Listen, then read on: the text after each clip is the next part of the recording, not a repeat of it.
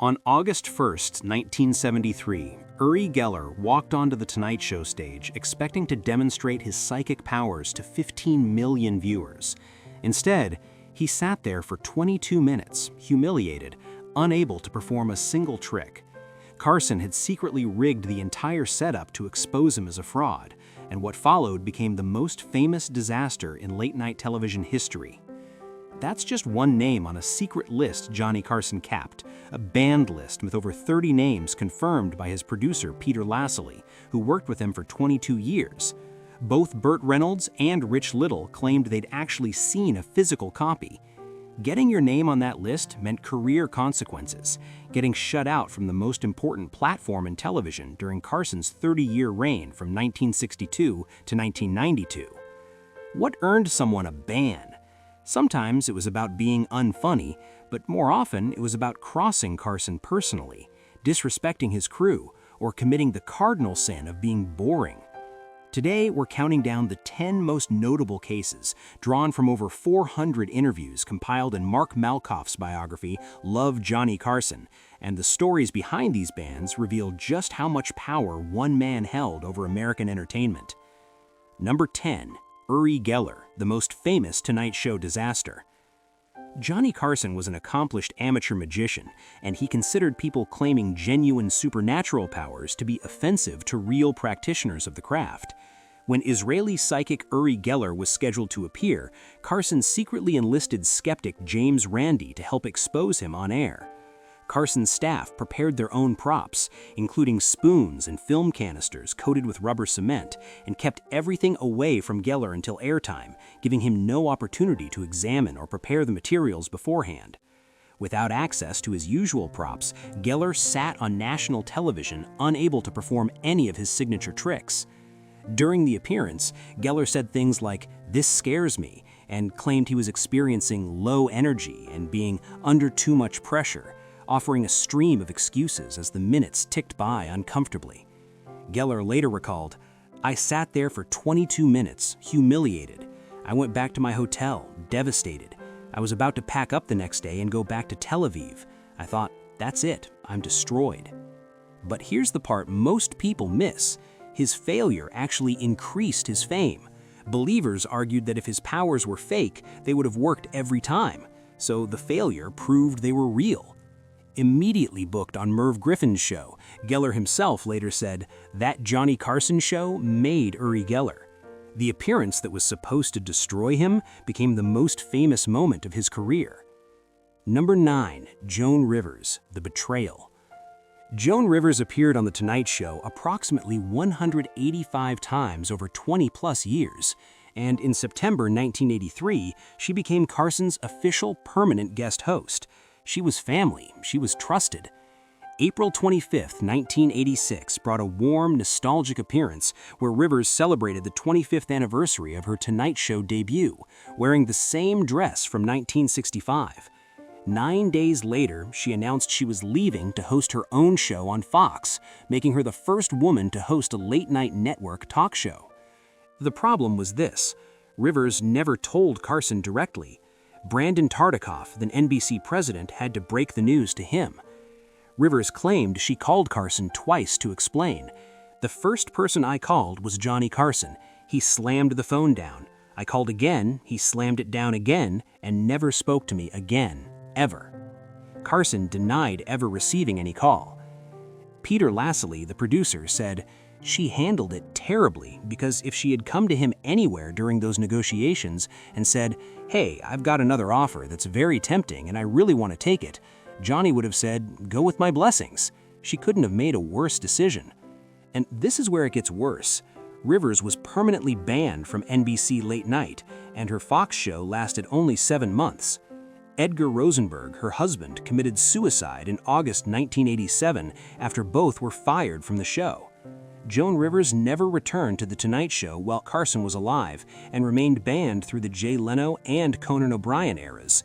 She finally returned 28 years later on February 17, 2014, Jimmy Fallon's first Tonight Show episode. Number 8. Wayne Newton, The Las Vegas Feud.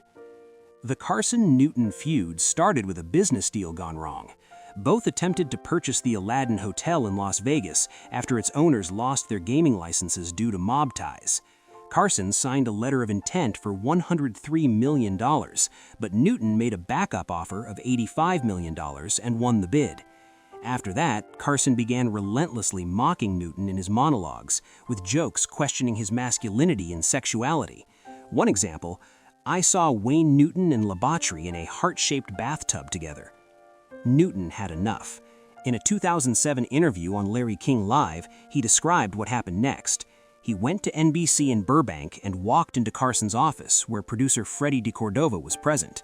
Newton said, "Would you excuse us, please?" And DeCordova was so shocked that he got up and left. But here's the part nobody expected. Newton then told Carson, "I don't know what friend of yours I've killed, I don't know what child of yours I've hurt, I don't know what food I've taken out of your mouth, but these jokes about me will stop, and they'll stop now, or I will kick your ass." Newton later said, "Johnny Carson was a mean-spirited human being, and there are people he has hurt that people will never know about." He sued NBC for libel regarding news reports linking him to organized crime and won $5.2 million, though the verdict was later overturned on appeal in 1990. Number 7. Bob Hope, the legend Carson couldn't stand. Bob Hope made over 100 Tonight Show appearances and was the most decorated man in entertainment history. According to Carson's staff, he was Carson's least favorite guest. Andrew Nichols, the head writer, said, "There was nothing spontaneous about Hope. He was a guy who relied on his writers for every topic.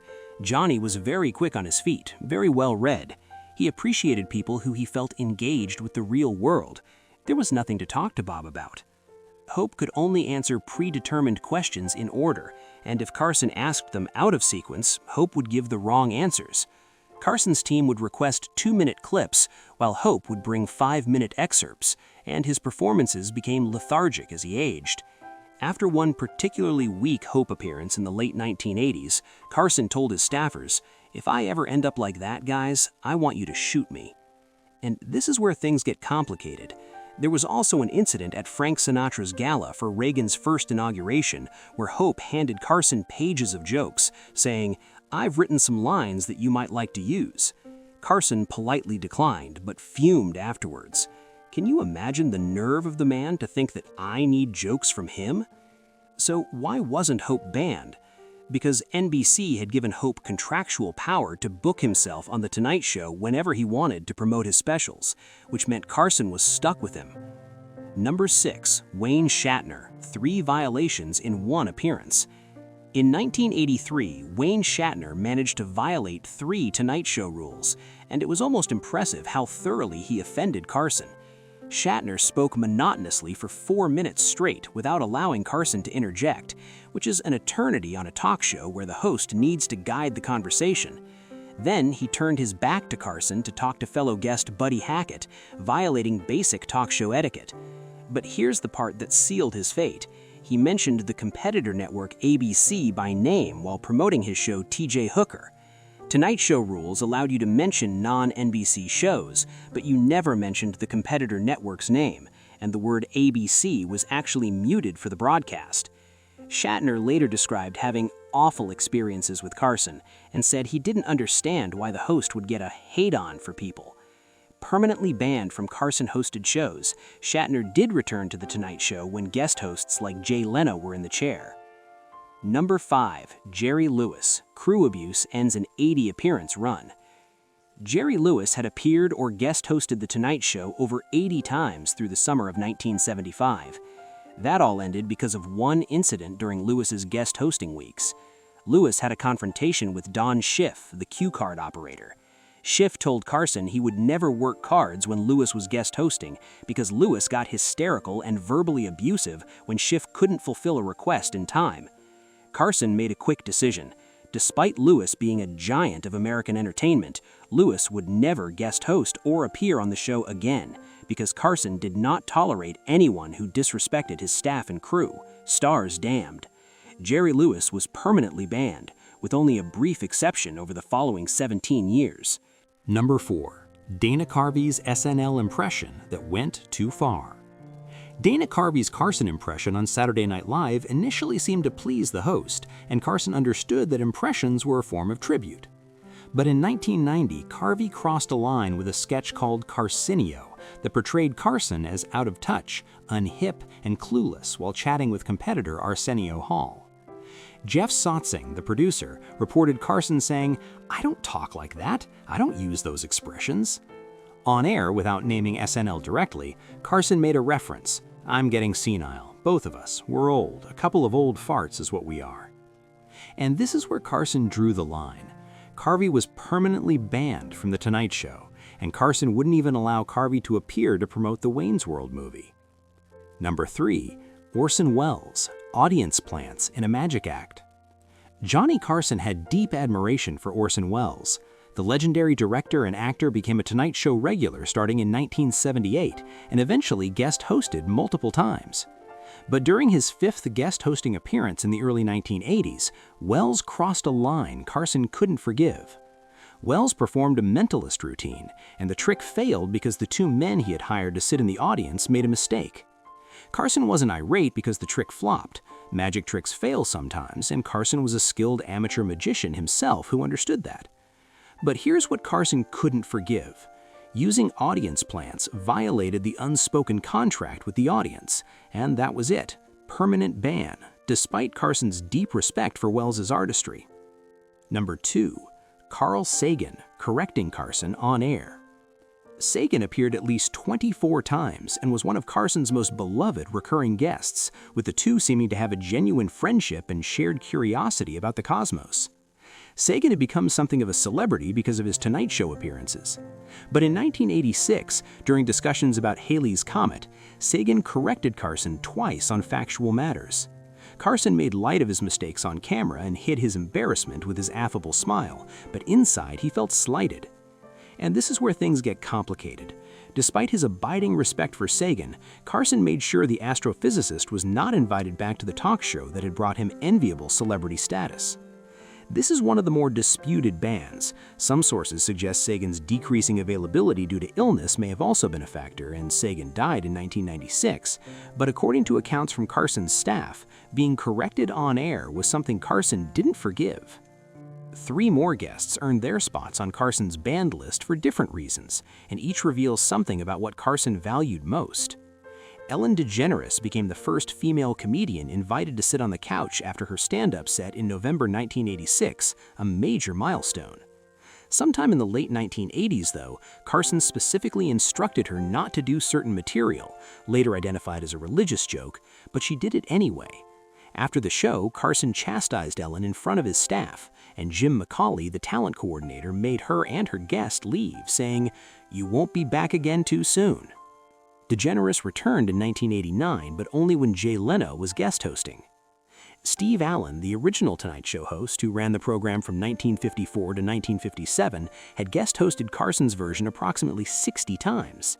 That relationship ended in October 1982 when Allen made a joke mocking a previous injury Carson had suffered, then called a crew member the next day and yelled at them. The crew member asked never to work with Allen again, and Carson assured him he wouldn't have to because Allen had been permanently banned. Orson Welles performed a mentalist routine during his 5th guest hosting appearance, and when the trick failed, Carson discovered Welles had planted audience members. Carson wasn't angry the trick flopped, he was furious about the dishonesty, and that meant permanent ban despite his deep respect for Welles. Looking back at these cases, one thing becomes clear. Getting banned from The Tonight Show wasn't about failed jokes or bombing on stage. Disrespect the crew and you were done immediately. Betray Carson's trust and you'd never be forgiven. Lie about your abilities and Carson would expose you. Carson hosted approximately 6,714 episodes across 30 years and wielded absolute power over the most important platform in American entertainment. When he finally retired on May 22, 1992, 55 million people tuned in to say goodbye, a viewership record that still stands for late-night television. The Tonight Show wasn't just entertainment under Johnny Carson, it was an institution with rules, and if you broke them, there was no appeal, no second chance, no forgiveness. The king of late night had spoken, and his word was final.